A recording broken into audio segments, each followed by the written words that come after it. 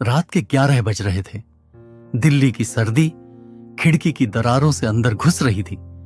अर्जुन अपने किराए के कमरे में बैठा था, घुटनों को छाती से लगाए, दीवार से पीठ टिकाए।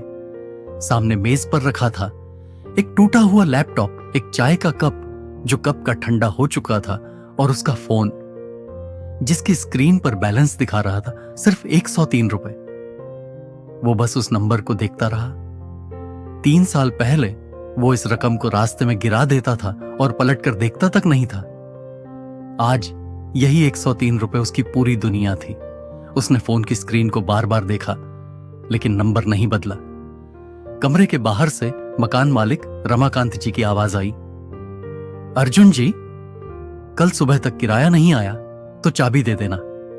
अर्जुन ने कुछ नहीं कहा। उसकी आंखें खिड़की के बाहर टिकी थीं, जहां दूर किसी अस्पताल की रोशनी टिमटिमा रही थी। उसी अस्पताल में उसकी मां सुमित्रा देवी पिछले 11 दिनों से भर्ती थी, और एक बिल जो हर रोज 4,000 रुपए बढ़ता जा रहा था। कल सुबह 10 बजे तक अगर 50,000 रुपए जमा नहीं हुए तो अस्पताल वाले मां को डिस्चार्ज कर देंगे, अधूरे इलाज के साथ। अर्जुन ने आंखें बंद की और अपनी पुरानी बातें सोचने लगा। 3 साल पहले अर्जुन का एक अच्छी कंपनी में जॉब लगा था, उसकी 80,000 प्रति माह की सैलरी पर। मां खुशी से रोई थी। पापा, जो तब तक जिंदा थे, उन्होंने अर्जुन का सिर थपथपाया और कहा था, बेटा, अब जिम्मेदारी शुरू होती है। अर्जुन ने हंसकर कहा था, पापा, अब चिंता मत करो, पैसा आता रहेगा। और पैसा आता रहा। पहले महीने की सैलरी में उसने एक फोन खरीदा, 1 लाख रुपए का EMI पर। दूसरे महीने एक बाइक ली, वह भी EMI पर। तीसरे महीने दोस्तों के साथ गोवा ट्रिप पर गया और 35,000 रुपए खर्च किए क्रेडिट कार्ड से। ऑफिस में लोग उसे प्यार से बिग स्पेंडर अर्जुन बुलाते थे। वो हंसता था और कहता, यार, पैसा कमाया किस लिए? मजे के लिए। पापा हर फोन पर कहते, बेटा, कुछ बचाओ। अर्जुन टाल देता। फिर एक दिन हार्ट अटैक आने से पापा नहीं रहे। अर्जुन घर आया, अंतिम संस्कार हुआ। मां टूट गई और अर्जुन के अकाउंट में उस वक्त था सिर्फ 12,000 रुपए। श्राद्ध के सारे खर्चे उसने क्रेडिट कार्ड से किए। पापा के जाने के 6 महीने बाद कंपनी ने एक ईमेल भेजा। अर्जुन ने वो ईमेल 3 बार पढ़ा और वो अंदर से टूट गया। उसकी नौकरी जा चुकी थी। रात को जब वो अपना लैपटॉप बंद कर रहा था, उसने अपना बैंक स्टेटमेंट खोला और वो घंटों कुर्सी पर बैठा रहा।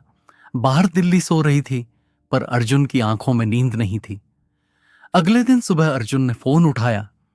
पहला नंबर अपने 5 साल पुराने दोस्त राहुल को फोन लगाया, वही दोस्त जिसके साथ गोवा ट्रिप पर गया था। जन्मदिन पर अर्जुन ने उसे 8,000 का गिफ्ट दिया था।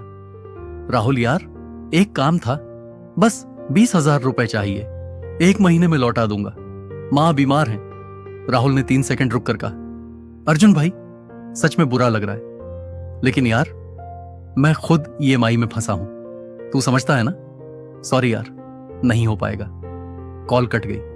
अर्जुन ने दूसरा नंबर डायल किया, प्रिया को, ऑफिस की सबसे अच्छी दोस्त। रोज साथ लंच करते थे। उसकी शादी में 10,000 का लिफाफा दिया था। प्रिया, मां हॉस्पिटल में है, 50,000 रुपए की जरूरत है।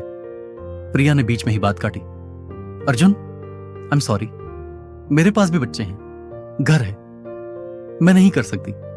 एंड प्लीज इस चीज के लिए दोबारा फोन मत करना। कॉल कट गई। अर्जुन के हाथ कांप रहे थे। तीसरा नंबर विक्रम, कॉलेज का रूममेट, 12 साल से दोस्त थे। रिंग गई और उसने फोन काट दिया। अर्जुन ने फोन मेज पर रखा, धीरे से, बहुत धीरे से, और पहली बार वो रोया। जोर से नहीं, आवाज नहीं निकली, बस आंसू बहते रहे। जब पैसा था तो दुनिया थी, अब पैसा नहीं तो कोई नहीं। रात के 12:03 हो रहे थे। अर्जुन अंधेरे में बैठा था। कमरे में बत्ती नहीं जलाई थी। बाहर से आती स्ट्रीट लाइट की रोशनी उसके चेहरे पर पड़ रही थी। तभी फोन वाइब्रेट हुआ। एक मैसेज था, अर्जुन, तुम्हें 50,000 रुपए चाहिए ना? कल सुबह 8 बजे से पहले पुरानी हवेली लेन के पास आ जाना, किसी को मत बताना, अकेले आना। अर्जुन का दिल एक पल के लिए रुक गया। उसने नंबर देखा, अननोन, कोई क्लू नहीं। उसने रिप्लाई किया, कौन हो आप?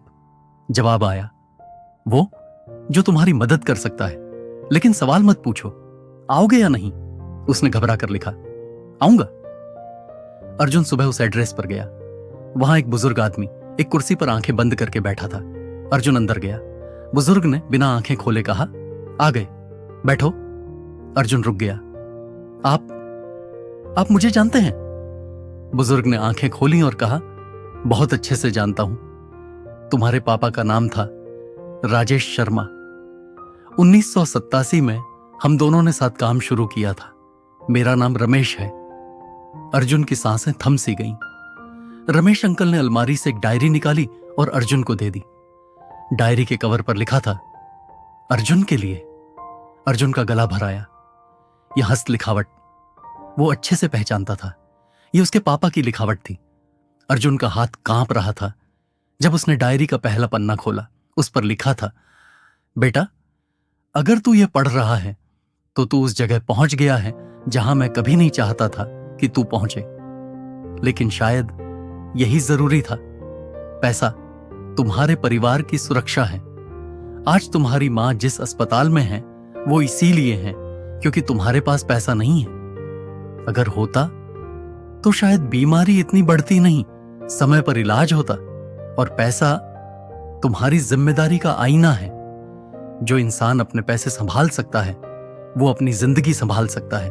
जो नहीं संभाल सकता वो दूसरों पर बोझ बनता है।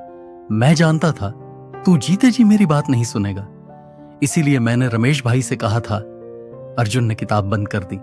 वो रो नहीं पा रहा था। चाहता था रोना, लेकिन आंसू जैसे जम गए थे। रमेश अंकल चुपचाप बैठे रहे। थोड़ी देर बाद अर्जुन ने पूछा, अंकल 50,000 का क्या? रमेश अंकल मुस्कुराए। उन्होंने कहा, अभी और पन्ने पढ़ो। अर्जुन ने फिर डायरी खोली और आगे पढ़ा। बेटा, मैं जानता था मेरे जाने के बाद तू मुश्किल में पड़ेगा, इसीलिए मैंने 25 साल तक एक एक रुपया बचाया। तेरी मां के इलाज के लिए, तेरी जरूरत के लिए मैंने 5 लाख रुपए बैंक के लॉकर में रखे हैं। चाबी रमेश भाई के पास है। लेकिन बेटा, चाबी तभी मिलेगी जब तू एक वादा करे, मुझसे नहीं, खुद से, कि आज के बाद अपने खर्चों पर काबू रखोगे और अपनी सैलरी का एक छोटा सा हिस्सा इमरजेंसी फंड में डालोगे। अर्जुन ने भारी मन से रमेश अंकल के सामने खुद से यह वादा किया। फिर उसने वो पैसे लिए, अपनी मां का पूरा इलाज कराया और वो ठीक हो गई। कुछ समय बाद अर्जुन को दूसरी कंपनी में नौकरी मिल गई। अब वो बदल चुका था। वो समझ गया था कि पैसा जिंदगी नहीं है, लेकिन जिंदगी जीने के लिए पैसा बहुत जरूरी है।